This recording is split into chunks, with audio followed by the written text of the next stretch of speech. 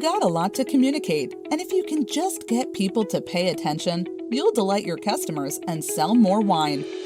But people ignore emails and screen calls. Everyone does read their text messages, but alcohol regulations make compliance a bear. Use RedChirp to cut through the noise. Convert website traffic into reservations and sales with web-to-text chat. Reliably reach members about customizing club orders, declined cards, and delinquent pickups. Exceed your sales goals with customized promotions that make everyone feel like a VIP. Securely collect credit card info 6 times faster. Reduce returns and no-shows with completely automated shipment notifications and reservation reminders, while order attribution automatically connects text to sales so you know what's working. RedChirp is trusted by wineries of all sizes and integrates with your other tools. Get more leads, make more sales, and build stronger relationships with RedChirp. All right, well, good morning and welcome. How are you all feeling? Are you ready for some inspiration? Great. We've got a wonderful panel here today. I'm honored to support in our conversation about thinking a little bit differently about how we work smarter together. And I remember, 8 years ago, 10 years ago, this kind of battle between what was happening with the direct-to-consumer side of things and the distributor reps kind of giving us the evil eye, in different situations. But we've gotten a lot smarter with this wonderful direct-to-consumer data set that we now have access to and have built upon the last 10, 15 years. So today's discussion is going to be solving the problem of how we can work smarter together, leveraging smarter data insights, and thinking differently about how we do things in reaching that new consumer outside of your tasting room. Okay, so let's get right into introductions. I have the honor of supporting this group. I launched my firm DTC Wine Workshops about 10 years ago this summer in the greater Bay Area. I've traveled the globe talking about direct-to-consumer sales strategies, and at the heart of that, consumer engagement strategies the last 10 years or so. As my group of 10 consultants, I've had a lot of fun paving the way. Next up, let's go into introductions here with Tosha.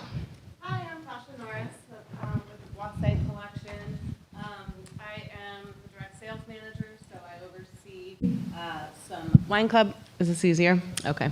I oversee the wine clubs for 4 of our different brands, as well as our guest services team and our outbound sales team, also inventory. So I'm involved in a lot of different things, including, how we're going to be driving new business, both in the tasting room and outside of the tasting room. Hi, I'm Dan Zepponi. I am the CEO and president over at 2 estates, which is Cuvaison and Branlin Estate, both independently owned family wineries. Prior to that, I was with Behringer Group, which was now known as Treasury. I was a senior vice president of all production there, and then I ran Mark Anthony's wine division up in Canada for a couple of years. So I've seen everything from the corporate side, large scale, down to what we are now, which we consider very small scale. And it's a very different perspective, and I'd like to share both of those with you today. Thanks.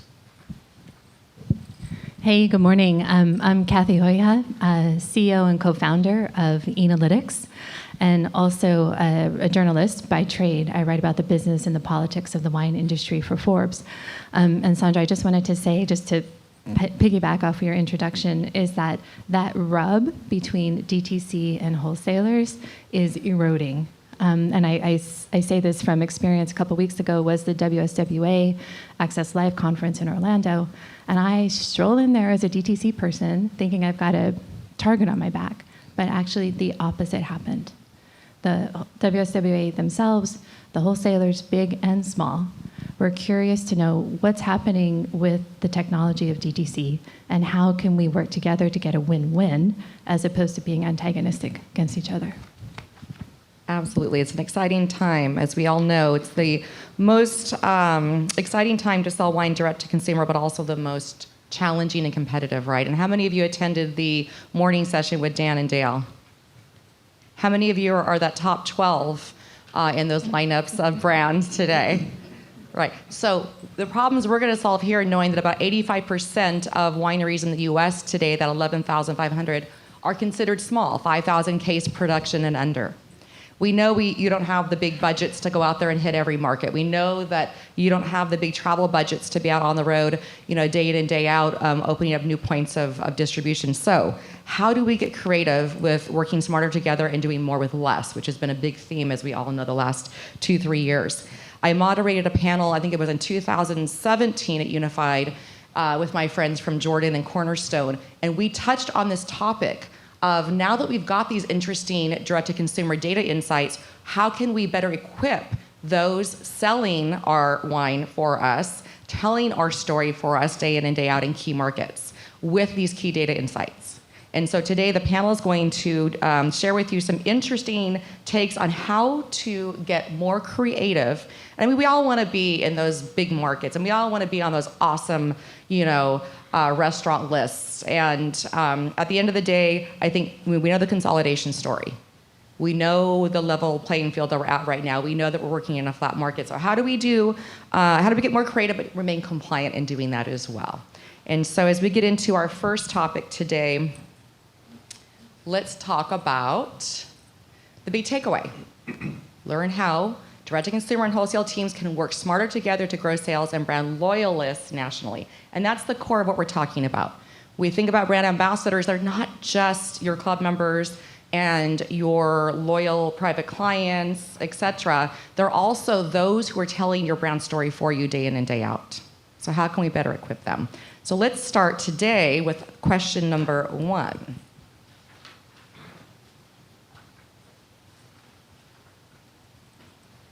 All right, let's start with Cathy on this one. So tell us, how do we solve this problem? It's a significant problem, right? How to create a more focused annual sales plan, leveraging essential direct-to-consumer data points. So quick summary, and let me take a step back for a second. Enolytics, the company that I co-founded, we build software. We built 2 layers of software, one that sits on top of direct-to-consumer data and one that sits on top of wholesale data. And then we combine the 2 in order to give wineries the full 360-degree view of the sales channel of everyone. So what we do with DTC data is we enhance it. So we visualize it, we make it usable, but we also enhance it. And what I mean is that we run, for example, an algorithm based on gender to determine the first name, if that person is likely male, likely female, or androgynous or unknown, so that you have a sense, are you talking to women in your audience? Are you talking to men in your audience? And also, are you talking to boomers? Are you talking to millennials? Are you talking to Gen Z? And where do they live according to area of affluence? Is it a female boomer who loves Cabernet Sauvignon, who lives in 30306, which is an affluent area? So being able to segment your customers according to very granular data, I feel like that is the first step, one of the first things that you could do to leverage DTC data to, frankly, do a better job of segmenting and knowing your audience and knowing who you're talking to. That data is there, you already have it. It's already yours. It's yours, you have it. That's gonna be a consistent theme of what I say today. But that, I think, would be my first response. Thank you, well said. And Tosha, Boisset collection, John Charles. I mean, how many of you have not met or know of John Charles? Thank you. And I love that about John Charles. He is so passionate about what he's doing in connecting wine exploration and wine fun with every type of consumer around the globe, right? So we're gonna hear from Tosha on some things they do differently. So some of the things that we actually have done is we've taken the data that we've gotten about the market itself. So in DTC, you know that things are always changing.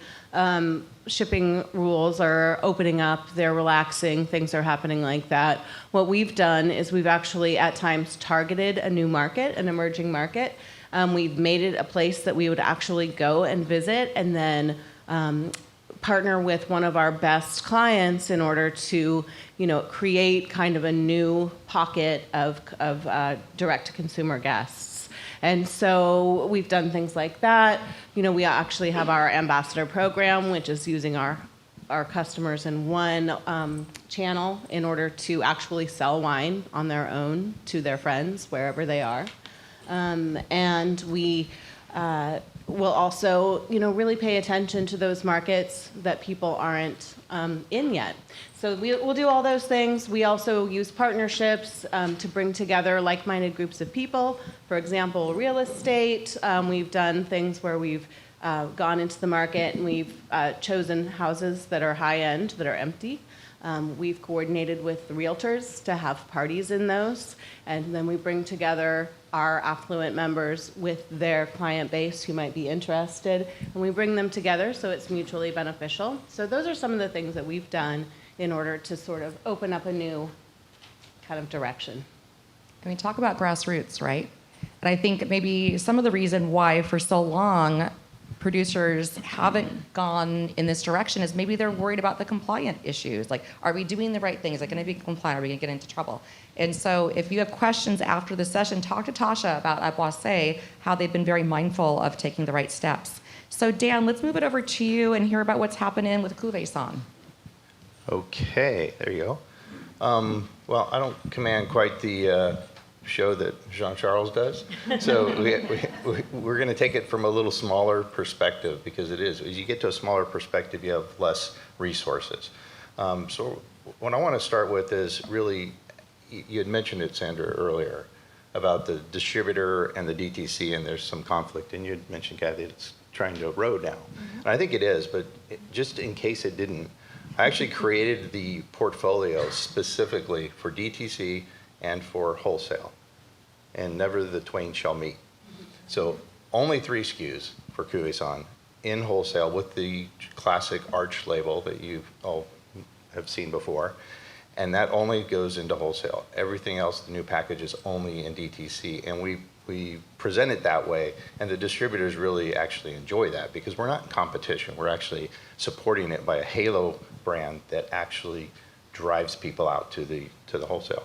The other thing is, I look at DTC as the best test kitchen we have in focus group, because we control everything. So if you look down this list, and we control the brand message perfectly, presentation of the wines.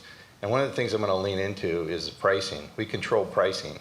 Once you put it on a truck to the distributor, you kind of lose control on some of that pricing. Have anybody seen their wine on Wine Searcher where they don't like it to be on Wine Searcher at that level? I mean, that's what happens. So you lose that kind of control.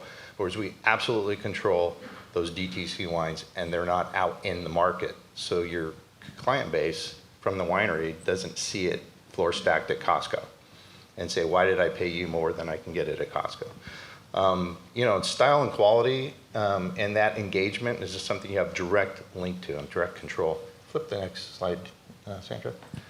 So what I was going to say is, when you go through the wholesale, it's like telephone, right? By the time you tell the distributor, it gets pretty clunky and a little bit choppy and diluted message as you go around. And good luck at getting any real true feedback other than, hey, your price is too high and you got to give me a heavy pallet. It's all about just trying to hit those marks. So you really got to attach to the distributor or the buyer out there. And how do you do that? As you do with your own team on the DTC focus. So we actually have a few key messages that we like to put out there. Keep it simple, keep it very focused. And we determine those messages by what resonates with the consumer when you're sitting at the table with them in DTC. So we capture all that. And it's not just data from a data number standpoint, it's qualitative data. We actually use our CRM and type notes about this. And when we see trends, we start saying, okay, those resonated points are what we're going to lead with in the wholesale market, because it works with our consumer base. And that consumer base that comes into the tasting room today isn't just from San Francisco or Walnut Creek. I mean, we're getting folks from Europe, getting folks from, of course, Texas and Florida, but we're also getting them from Boise, in North Dakota and South Dakota. So we get a pretty good cross section, and we know where they come from because we ask that when we make the reservations, and then we start working with Cathy and her data on the same thing. We also get kind of stylistic inputs from the DTC. We have 2 lots, we call them micro lots, 100 cases or less, and that's my test kitchen. They're white labels, it's white space. Let the winemakers go crazy, but not too much on the financials. And we'll see what works, and then it graduates to the small lot, which is about 500 cases. And those small lots kind of bellwether stylistic approach to what is resonating mostly with consumers, and that's where our wholesale wines, because it is a moving target. If you look at styles today versus 20 years ago, they're different. And we want to stay fresh with that. That's how we do it. Great, thank you. So I'm going to skip back this next question also over to Cathy, because I neglected to show your fancy slide earlier that I'm really excited about. So question number 2. How to better equip then these sales reps and strengthen buyer relationships with the top presentation tools and consumer insights. So what are they looking for, right? And how does your technology support that? Yeah, actually, Sandra, can you go back to the previous one, please? Sure. So this is the ecosystem. And when I said a minute ago that it's your data, this is all your data. So Enolytics works with e-commerce providers. We have a very robust relationship with Wine Direct, as well as Commerce7, as well as some other platforms that we're integrating with right now, building out to. And the VIP collective, VIP stands for Vermont Information Processing. We hashed out a relationship with them with the winery's permission to roll up all of their depletion data, all of that winery's wholesale data, send it over to Enolytics with the purpose of combining it with your DTC data. So that's the ecosystem. It's all your data. It's all first-party data that we work with winery by winery in order, the next slide please, Sandra, to show you this. So there's different layers. So this is one winery's data in one market, and this happens to be Palm Springs, California. So the first layer is the yellow and the pink bubbles that you can see. You can see just the yellow here. But those are on-premise and off-premise accounts of the winery's data. The second layer is the red data. The red dots are DTC customers within that exact same market, within proximity to the on-premise and off-premise accounts. The third layer is the gray bubbles, and those are lost accounts, places where you used to be but are no longer. And then the quote-unquote money shot are the light blue and the dark blue accounts. Those are possible on-premise and off-premise accounts. So you could do that within any 1 square mile across the country. So imagine walking into your next distributor meeting with this, and we also actually help you create literally a list of accounts that you want your distributor to target based on your historical data and and the geography and how much people have bought from you and what they've bought from you in specific markets. Wonderful, thank you. So along the same line, Tosha, let's go and talk about Boisset collection once again and how you're leveraging smarter data and out-of-the-box ways of doing things. Sure. So actually one of the things that we are able to do is we do track our wholesale team. However, there's a big divide between what we actually sell in the wholesale market and what we sell direct. There's not a lot of overlap. However, the wholesale team will very often come to us and they'll say, can I just have 5 cases of this district wine? Because there's this place in Texas, gourmet grocery store, they want 5 cases. So we track all that information. We know where people are interested in. So that place then can become a target for us to actually go into the market. If we're really being smart about where we're going to hold those winemaker dinners, it's easy for us to find the interest because there is such a tight control over where we're giving those different types of wines. So that's where there's a really nice overlap between the DTC and the retail because it is very differentiated. So when we find those little pockets in the country where people are buying those and people are asking for them, those become places that we are interested in actually going into the market and holding an in-person event that's going to benefit the DTC space. So those are some things that we do. We also are able to, just see where the areas are that they are selling our wines. And those, whether they are DTC only wines or not, that shows the interest. But it again becomes a place that you can target and you know that there's an interest in your wines. And so, following that. And we do actually work with our wholesale team in order to work these events. As I had mentioned, we did the little tour where we had the parties at different cities around the country, and our wholesale team would come in and they would assist with everything in the area that they were responsible for, and they would bring, so there was a really good collaboration there. So that's one of the ways that we do that too. So. Thank you. And Dan, let's get your take on this. Okay, can you flip forward one? Okay, so first thing I'm going to say is stop flying over the flyover stage. There are a lot of reasons to stop and go into the small markets. We are a small brand. A lot of you are small brands, and you're on a big dance floor. So let's go off into the corner where we can actually show off a little bit.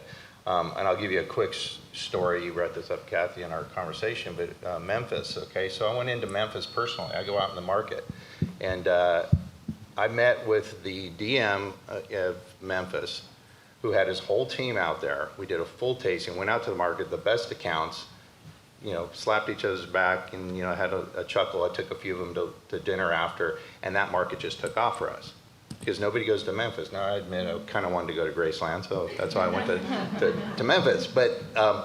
And I just literally drove across Tennessee, so that becomes a big market for us. And there's a few things there. Number one, they're glad to see you show up. Right? And I'll tell you the story about going up to Manitoba later. It's cold. And they listen to the story, and this is what's really important because you need your story out there. And like I said earlier, it's a telephone, and it becomes all of a sudden that we're picking grapes on balloons and flying it around the country to get to the winery, and that's not what we do. It's an estate. So they listen to the story, and they become an extension of your tasting room now when you're in these little markets. There's always great restaurants in these small towns. And all the data is very clean because they're talking to you directly. And the last thing I put on here was there's a lot of Californians, believe it or not, in the flyover states now. So you're getting that same client base you had here that are in places like Boise or Memphis or Raleigh. Okay. Can you flip yeah, there we go. The next thing is invite trade and buyers to the winery. This is your dance floor. You can be the star on the dance floor here. And you can demonstrate that quality and that hand craftedness. Our entire staff is trained in how to taste trade versus taste consumers. I'm very specific to the point where they practice on me giving a tasting. And no, I don't just drink wine all day at the tasting room, but it's an opportunity to actually teach them, and they get engaged because now they feel they really have a position. And they go back to CRM, there's a form they fill out, it tells us who the trade was, what their comments were, what they liked, what their position was, and it's only the DTC, the wholesale wines, the arch label. That's what they get tasted on. And then they surprise and delight with the DTC wines. And it shows, and they're usually aligned of Sauvignon Blanc to Sauvignon Blanc, a Chardonnay to Chardonnay. And they show that next tier up, and they see what you're capable of. And now we often get a lot of questions about getting that on a wine list. And strategically, we will ultimately do that, but it'll be a direct sale to the account. We don't want to go sitting in the corner of a southern warehouse getting dust on it with your top-end wines, and then you control price again. It's about controlling that price. And the last thing I want to say there is it's a case study developer as well in these little markets like Memphis or Boise or these little places we go. Because I need something to sit in front of a distributor with at a GSM, and we've all done that. You sit in front of a GSM, you talk about how great you are, but if you can show them why they should care and what you did in this little market, how you won by doing these activities, they're going to get more interested because you've started to eliminate that risk of knowing your brand and trial and in the consumer acceptance because you've proven that it works.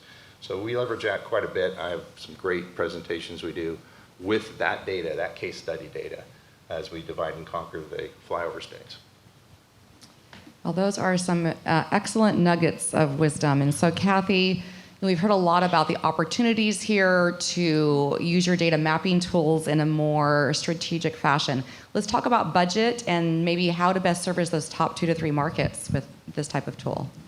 Yeah, so in terms of, I guess the most important thing that I wanted to say about budget, for those of you who hear data or who hear software and cringe and go, expensive, I want to tell you that the very same software, the very same tools that the big wineries are using are the same tools that the tiniest micro wineries are using. That's the power of the software, it's the power of data, is that it's actually the same software, exactly the same software, but it scales. What doesn't scale is the price. So we price things according to how much you sold. For DTC, it's how much you sold in the previous 12 months. And for depletion, it's how many distributors you work with, how many unique distributors you work with. So it's priced to fit the size of the winery. And a couple of case studies, to your point, Dan, that we can point to is that wineries see a benefit of 600% growth over what they expected from a single email. They sold 600% more than what they budgeted or what they expected to sell because of the different tools. And the wholesale piece is super interesting, and we're super excited about it. And what it does is it leverages the playing field more with your own data, walking into meetings with distributors, and just being a better partner. And when I say better, I mean more empowered, more informed about your own data and what's happening with your own wine. So all of that, at the end of the day, yields more wine sales, frankly, better knowledge of your end consumer, and how to leverage that end consumer information in order to sell more wine and show success to your wholesalers in the 3-tier market. Well said. Thank you, Cathy. So those of you, by the way, I forgot to mention, if you have your Slido app, we'll be watching for questions and have time at the end to take some of those. So feel free to type on in. We're going to open up now with Tosha for this next question. And so this Boisset Brand Ambassador program, by the way, genius. And it took a lot of thought. It took a lot of lawyering up. It took a lot of testing. But at the end of the day, what I love about this concept, again, going back to breaking out of the box, is that John Charles knew that if he could equip his brand loyalists with the Pampered Chef version or Mary Kay version of the wine kits today, that would then result in those brand loyalists in the homes of their friends and their BFFs and neighbors sharing the love, right? So when you can't typically break into a state or a region outside, he took it from the inside out. And so let's talk a little bit about, Tosha, the story that you shared about Atlanta and what was happening there. Sorry, it was Oklahoma, actually. Oh, Oklahoma. But so we do have this program. It's called the Ambassador Program, and it is exactly that. It's wine kits that people will purchase, and then they will share them with their friends. They will then help their friends to buy wines, and they are commissioned on that. So it's kind of an interesting model because it's making people who aren't on your payroll your salespeople. We do have ambassadors in all 50 states, although they are primarily focused in California. We'd like to have a few more nationally, but it's something that's really effective because people are out there truly being brand ambassadors. They're not just representing and talking about your brand; they're actively selling it. So that's something that has come out of that. Obviously, it's a really big model, and to do something like that, it takes a really long time, and it takes a lot of infrastructure. You have to think about your commission structure. You have to think about your margins. You have to think about what wines you're going to actually be able to get those margins and still sell for a reasonable price that people are going to want to buy, especially if they're not necessarily wine savvy. So there's a lot that goes into it. And so, I always think about how could this translate in ways for people who don't want to put that much, make a whole new wine line, make a whole new accounting for it. How do you turn people into your brand ambassadors without the huge program structure behind it? And so there are some interesting ideas that I think are out there. There are things like turning your own customers into influencers with their friends. Do you send them some wines and say, please share these with your wine-loving friends? Or do you do things like offer a virtual party? Do you ask them for suggestions on where you can hold a winemaker dinner and ask them to bring their friends along with you? So that model is just like, similar to our ambassador program, but you're not actually making it so institutionalized as we kind of have. So that, and then the other thing that you were talking about is when we had the opportunity to go to, it was Oklahoma, and Oklahoma had just opened up. As you know, we couldn't ship there direct for a very long time. So nobody was really thinking about it as an emerging, thinking of it as a place to sell a lot of wine. But it's right there next to Texas. And there are all kinds of oil people with lots of money who love wines and haven't been able to get them for a long time. So keeping your eye on things like that and deciding to do that, what we actually wound up doing is one of our top buyers wanted to do a charity event. So we said, oh, we'll come out and we'll bring our wines, and you invite 100 of your closest friends to your house, and we'll sign them all up for wine club. And so he said, okay. And so John Charles and myself and a couple of other people went out to his house, and we did that, and we invited his he had his charity event, and we donated some wine for it. And we didn't get all 100 of them, but we did get about 25 new members. And in Oklahoma, they were really big buyers, so it was a very worthwhile kind of event. So those kinds of things, looking for those opportunities, and also working with the people that you have already got as your customers is really important. Great. I think also you're touching on something important, that is, John Charles established the give-get prior to the investment of that party in Oklahoma, right? He did, yes. And he said we need to have a minimum spend here. Absolutely. So I like his style. So those of you thinking on the small side, right, the small brand, your top 10 states where you have the most presence with your long-term loyalists, your club members, your private clients, or what have you. What about breaking into those top 10 states and doing something similar when you're going out and meeting with restaurateurs and meeting up with your top 10, 20% of lifetime value buyers in that fashion? So it's just, again, using the data mapping tools, being more mindful and strategic about where you spend your time. So Cathy, and then I'm going to wrap up, I think, with Dan and his slide, but let's talk about this redistribution of power that we talked about in this dry run period. And I love how you said that. Yeah, as I started out, because this did seem to strike a chord, I have been having more and more conversations with wineries, some who are very familiar with the wholesalers and feeling bullied, frankly, by the wholesalers. And so when I say, and they're like, I can't get to my wholesale data, or there's just too many barriers for me to do that. And I will say, well, it's up to you. You have the power to literally give written permission to, in our case, VIP, somebody who aggregates all of this data, and send it. And it's entirely legal. It's legal for the wineries to do that, and it's a light bulb. It's a light bulb. It was somebody in Michigan, and working with one of the big distributors in Michigan, and she was like, I can do that. And I said, yes, and if somebody's telling you you can't, frankly, they're gaslighting you. It's your data. It's your data. And so we have the tools, we have the technology now to use that data for your own purposes, for your own business. So please do. Take more ownership of it.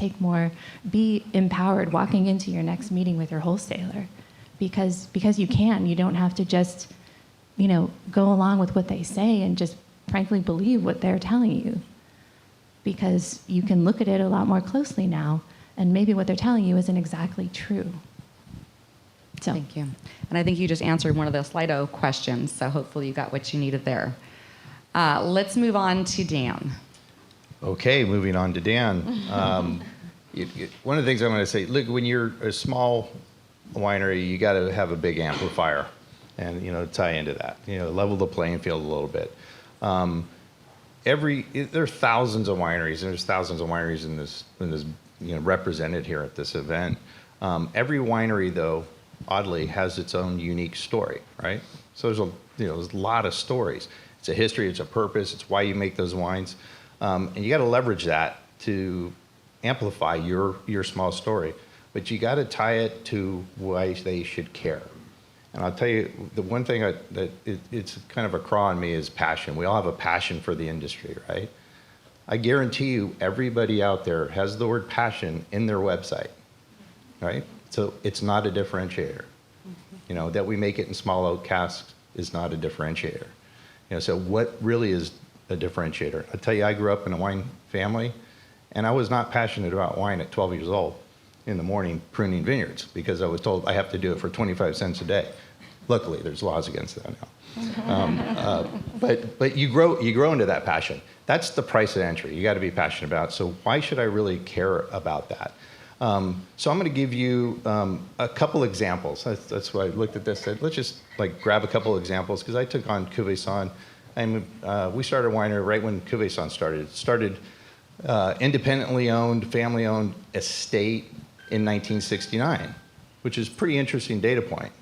And I'll tell you something you probably don't know is that in Napa Valley in 1969, there were 15 wineries, and that are making wine today. 15. And I had this conversation with the writer who wrote it up, and she said, well, it's actually 16 wineries. And I know that some of you are going to go fact check me on this. So when you do, you're going to find that 16th winery was ZD Wines, which started in 69. But I know that one because my father started it at a family ranch in Sonoma. And it moved a decade later to Napa. So 15 wineries. So truly a shaper of it's okay to make wine in Napa Valley. And that's a unique point. The next one I had on there was Bottle Rock, leverage that. I mean, not everybody can leverage Bottle Rock, but I play in a little band called Silverado Pickups. Some of you have probably seen us. We're on Spotify, check it out. Our claim to fame is we played every Bottle Rock. So we're playing Saturday. I always said I opened up for Tom Petty. Only 8 hours ahead. But it's something like, what can you do to leverage that? So we are doing a pre-Bottle Rock the Thursday before, and we're doing something at the tasting room. We're having Rome Bauer out. It's a crazy name too, because I keep telling KR I have a hard time introducing Rom Bauer, but it's Rome Bauer. He's a voice contestant that won, and he's going to come with us. And then the after party is some distributors, so RDC and some Southern guys. I know we're going to put the two chickens in the same pen there because we use both.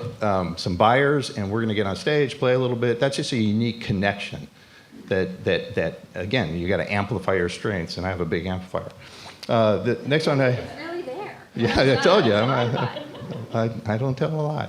The next one I had 100-year-old Old Vines Inn in Branlin Estate. Now, those of you that have anything to do with Mount Veeder, if you look at your deeds, it'll say Branlin on it because the Branlins have been there since the land grant in the 1800s. And we bought the last parcel from Chester Branlin, and it's got 100-year-old Old Vines Inn. And you know, we make it. Turley makes one, and Frannis makes one because it's a famous little vineyard. That's a unique sales point. And then you get little hooks like Chester Branlin was actually born at Mayacamas Winery. Like, you can't make that stuff up. Like, those are the things that distributors or buyers remember. So every story, every winery out there has a story like that. Find what that hook is and set it. The last thing I wanted to bring up was trial. This is a big boy, big girl, play that maybe some of the larger wineries do, where they go buy the glass. And if you go to buy the glass, you're seeing that. But you're seeing a lot more of that Coravan higher end by the glass. And don't be afraid of that. If they don't try your wine, they don't buy your wine. Especially if you're a small brand, you're trying to break into a market. So I allocate a cost. It's a marketing cost to go buy the glass. It's very controlled because they try to buy the glass and then floor stack it because he has a little tasting bar in the back of his store. But you got to watch that. But if you get that trial, and then we use that, again, as a case study out to distribution, if we amplify and if we activate like this, these are the results. And then they buy into that and they move it there. And just really make it what about your brand, the distributor or the buyer needs to have. What's unique about it? I feel like we can sit around the campfire with Dan and hear awesome stories like all day, but we got to move on. Yeah. And that was incredible. Thank you, Dan, for putting so much into this. We've got about 5 minutes, and I think we're going to wrap up with the last question. And just to kind of set the tone here, we are probably not going to have a lot of time for Q&A. We'll try to get a few. But how many of you have a store locator tool on your website today? Awesome. So you're doing the right thing and letting your loyalists know when they're out traveling where to find your wines at their favorite restaurants or what have you. And the same token, how many of you have an events calendar on your website that talks about where you're going to be in these key markets? Good starting point. So, Cathy, let's open up this one with you, and I've got a couple awesome slides for you to talk about how to reduce travel budgets, how can we be smarter with our time in these offsite events? Yeah, how to reduce travel budgets? Go fish where the fish are. Mm-hmm. Fish where the fish are. Where are your customers already? Do you actually know? Do you actually know at the granular level? Prepare attendee lists if you're sending your winemaker into Memphis or Atlanta or Oklahoma, and you've sent the invitation. You know who's coming. Are you also empowering that winemaker to walk into that tasting with not only the names of people, but how long they've maybe been a wine club member? What do they like? What have they bought in the past? How much have they spent? What are their preferences? Where exactly in the market do they live? Sandra, I think there's another slide. This is just going deeper into that. If you look at this map and you see and you know that the red dots are your DTC customers and the yellow and the pink dots are your accounts, pretty easy to tell where you should focus your energy. Great, thank you. And so, Tosha, let's hear from you on this topic as well. Well, I mean, I think that you nailed it. You fish where the fish are.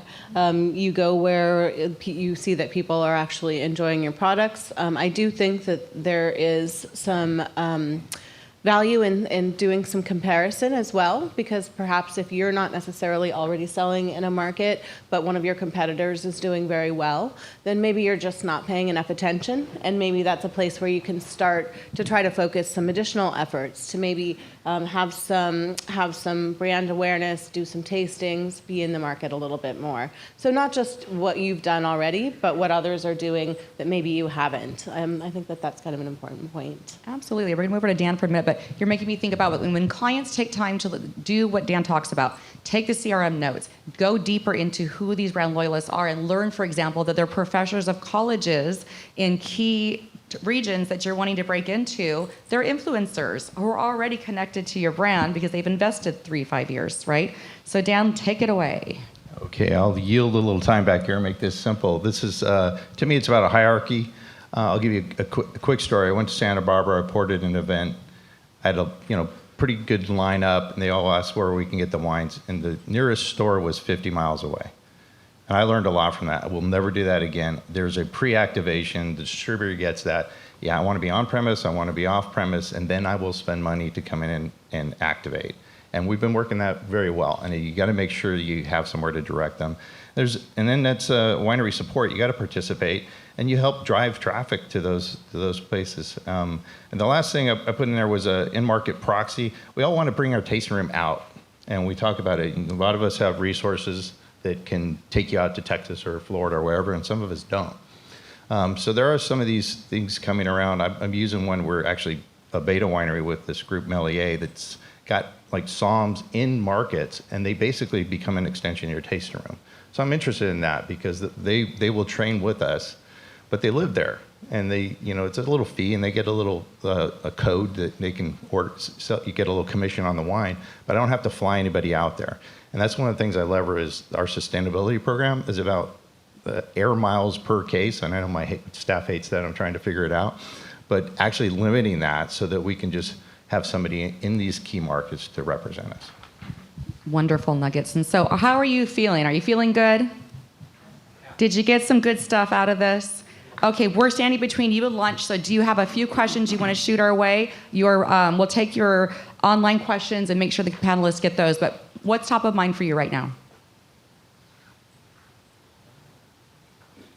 Anybody? Yes. With Enolytics, you get the insights into the data. How are you, for the winery, able to act on it, right? You're segmenting or are you using this for Facebook, or how are your wineries activating that data? Yeah, great question. It is as granular as down to an email address for in the DTC business. And in the wholesale business, we literally say, this is the list of recommended accounts you try to go into. So bridging, sort of crossing that bridge into, yes, there's all this data and it's really nice, but what do I do with it? We try very hard to answer the what do we do with it part as well. All right, have we inspired you? I see a hand up here. Is that Jed Wallenbrook? This is for Dan. I actually sent it in. Dan, I've worked with wineries where they do the same thing as trade tastings that come in, and the DTC staff is opposed to it because they're not going to get commissioned up for sale. There's no sale. So how do you address that with your staff, who's excited about doing a trade tasting? That's a great question. First off, I hire the right staff that gets what we're trying to do, right? And staff is not underpaid by any means. And it's a small staff, though. I mean, when I was up in Canada, we had 100 people. It's harder to get that type of cut. But they understand what we're trying to do. I hold quarterly town hall meetings where I talk about the business, so they all feel engaged in the business. They're part of the management, really, and they understand that this is really important. And we spread it around, so it goes from different attendant to different attendant. I actually have something to add to that. At Raymond Vineyards, we have a VIP trade coordinator who takes all of those trade tastings. And most of the tasting room staff doesn't want them because they have the same idea about it. But she sells so much wine to those trade guests, and I think the way that she does it, I was thinking when you were talking about how you start them out with the wholesale wines, and then you give them another layer. Well, the next layer is what you can have for yourself and for your own personal cellar, and you can make those sales to the person, not to the account. And so I think that that's a really good way of doing it. I met her, and I bought a bunch of wine. All right. All right, can we please, a round of applause to this wonderful.